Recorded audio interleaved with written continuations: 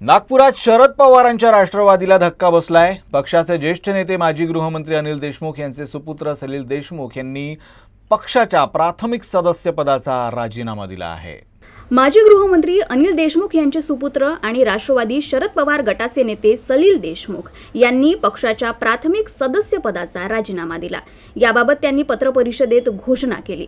एकीकडे स्थानिक स्वराज्य संस्थेच्या निवडणुका सुरू असताना अचानकपणे प्रकृतीचं कारण देत त्यांनी राजीनामा देत असल्याचं स्पष्ट केलं।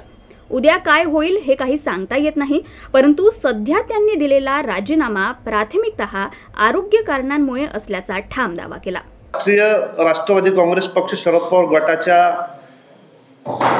या सदस्यपदाचा राजीनामा, सक्रिय सदस्यपदाचा राजीनामा त्या ठिकाणी देण्याचं मी काही काळासाठी त्या ठिकाणी ठरवलं। मी त्याच्याबद्दल अद्याप काही बोलणार नाही किंवा मला वाटत नाही की अशा पद्धतीचे काही निर्णय होईल, पण आज तरी मी सक्रिय सहभाग या पक्षासाठी देऊ शकत नाही की जेवढा माझ्याकडनं झालं तेवढं मी त्या ठिकाणी फिरायचा किंवा आपलं शारीरिक योगदान असेल, सगळ्या गोष्टीचं योगदान करायचा प्रयत्न त्या ठिकाणी जेवढा झालं तेवढा माझ्या चांगल्या उमेदवारांसाठी त्या ठिकाणी करील।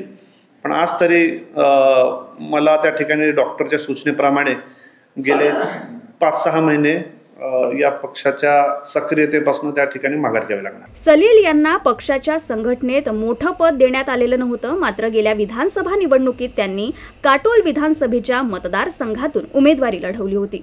ही लढत लक्षवेधी होती आणि ते या पराभवानंतरही स्थानिक राजकारणात प्रभावी घटक राहिले आहे। आता त्यांच्या राजीनाम्यामागे नेमकं कारण काय हे येत्या काळात कळेलच।